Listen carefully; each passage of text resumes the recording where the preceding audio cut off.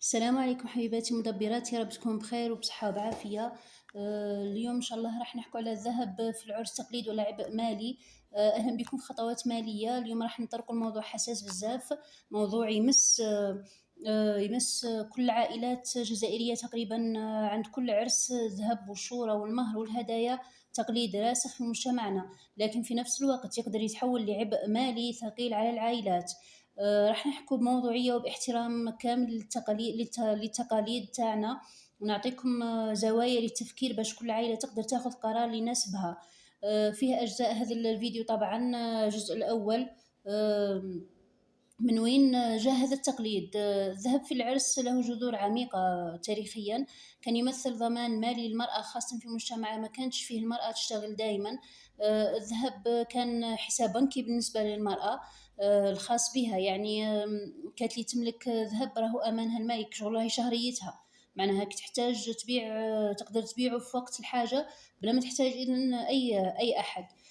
بمرور الوقت هذا الرمز تحول بشوي بشوي لمقياس اجتماعي أكثر. معناها شغل كي يجي يقولك شحال جابولك عرس في عرسك ذهب، شحال جابولها ذهب. هذه ولات جملة شائعة بزاف في أعراسنا. ولات مقارنة بين العائلات وضغط اجتماعي أكثر من كونه حماية مالية حقيقية. هنايا كما نقولوا فهم هذا التطور يساعدنا نميز بين بين القيمة الأصلية للتقليد والإضافات الاجتماعية اللي تراكمت عليه بمرور الزمن. الذهب كضمان مالي حقيقي. هذه نقطة نحكو فيها على من الناحية المالية البحتة. معناها الذهب عنده مميزات حقيقية في هذا التطور، يساعدنا نميز بين القيمة الأصلية للتقليد والإضافات الاجتماعية اللي تراكمت عليه بمرور الزمن.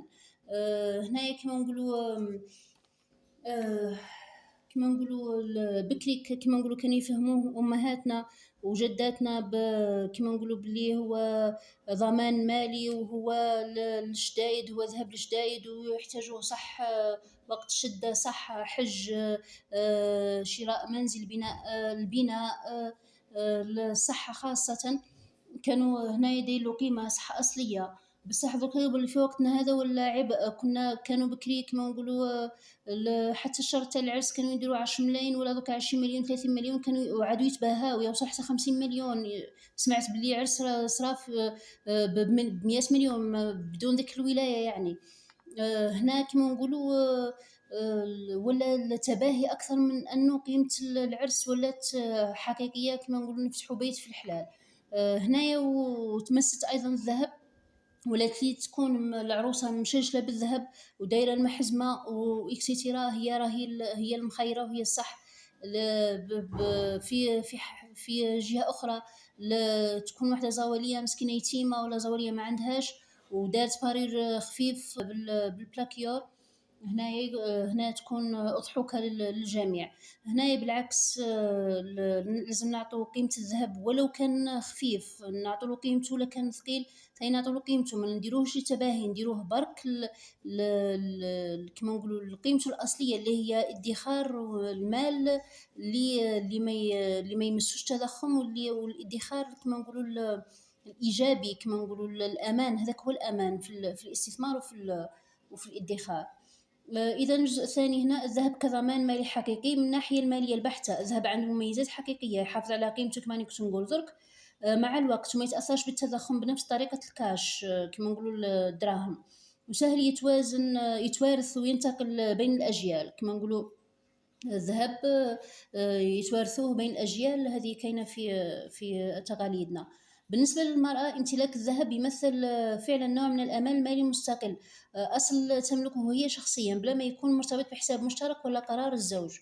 في هذا الجانب الذهب في العرس يحافظ على منطقه الأصلي، حماية مالية للمرأة. هنا كما نقولوا هذا الذهب كضمان مالي حقيقي. أنا قلنا عنده مميزات، خاطئه التضخم، خير من الكاش اللي يظل تجبدي فيه وتنسلي فيه.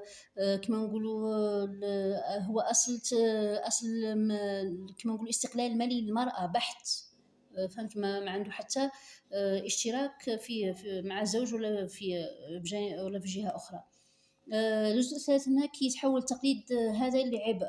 المشكل يبدأ كي الكمية المطلوبة تفوق قدرة العائلة المالية الحقيقية. بزاف عائلات تلجأ للقروض والاستدانة باش توفي بكمية ذهب معينة.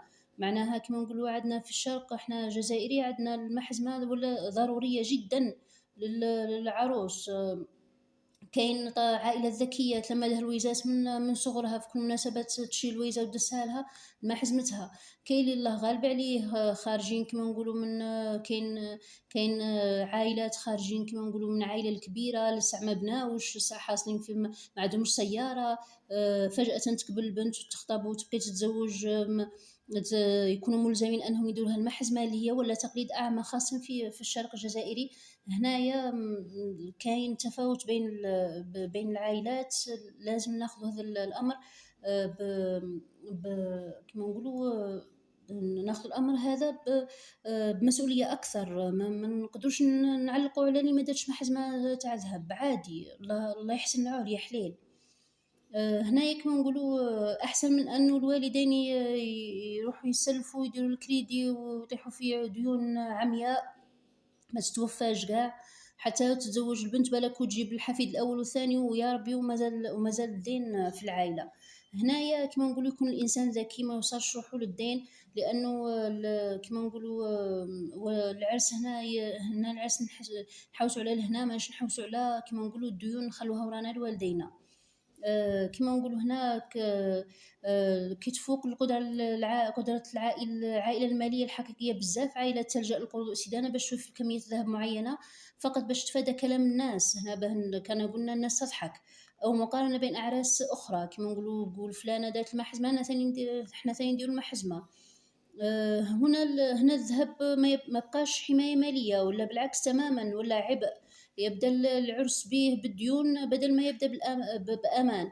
هي معليش الذهب ماهوش خساره، شتا بالكثره ولا بقلته ماهوش خساره، بالعكس وما كثره رانا في الفايده. بصح كي يدخل فيه الدين، ندير ذهب، نوصل والدي يديروا الدين دير الذهب بالدين، ودي هذه ما عند بالي هنا خطأ.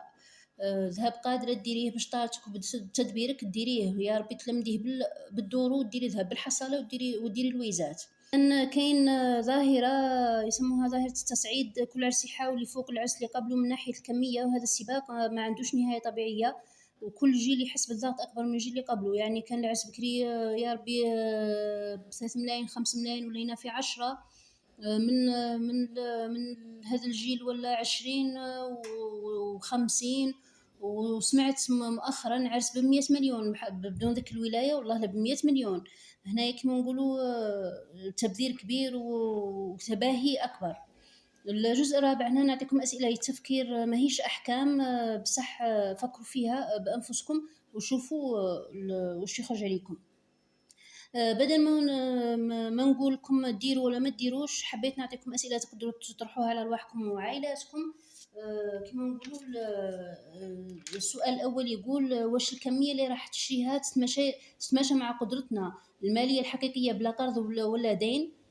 معناها الدراهم الذهب اللي راح نشري اسكون نخلي ورايا القرض ولا دين، ولا نخلي بابايا مديون؟ هذه نقطة. السؤال الثاني هو: واش الهدف من هذا الذهب؟ هو حماية مالية حقيقية للعروس ولا فقط مظهر اجتماعي؟ والسؤال الثالث هو: واش العائلتين، عائلة العريس والعروس، قادرين يتفاهموا على كمية معقولة بالضبط بلا ضغط من المحيط الخارجي؟ والسؤال الرابع: هل كاين بديل يحافظ على روح التقليد، حماية المرأة ماليا بلا ما يكون بالضرورة ذهب حقيقي، يعني بكمية كبيرة، مثلا مبلغ مالي يستثمر باسمها، مثلا مش شرط الذهب، كاين استثمار آخر، كاين تشري حانوت وتكريه يعد استثمار باسمها. هنا العقار بعد الذهب. الجزء الخامس نحو توازن صحي. التقليد هو ماهوش في حد ذاته، التقليد هو مشكل في حد ذاته، بصح المشكل ماهوش مشكل في حد ذاته، عفوا، بصح كي نفقد السيطرة عليه ونخليه يتحكم فينا بدل ما نتحكم فيه حنايا. عائلات كثيرة بدأت تتجه للحلول الوسطى، مثلا كميات معقولة من الذهب تحترم التقليد، كما نقولوا بارير خفيف يومي، فقط بمبلغ مالي يدخر. هذه مثلا يدخر مبلغ مالي كما قلنا تشري حانوت تكريه ولا باطمة تشريها وتكريها. هنايا كما نقولوا يدخر باسم العروس طبعا، بدل تركيز كامل على كمية الذهب. المهم أي قرار يتخذ يكون بلا ديون بلا ضغط اجتماعي، لأنه راهو هم الدين، راهو هم يفوق القدرة الحقيقية للعائلة. العرس السعيد ما يبداش بديون، يبدأ باستقرار.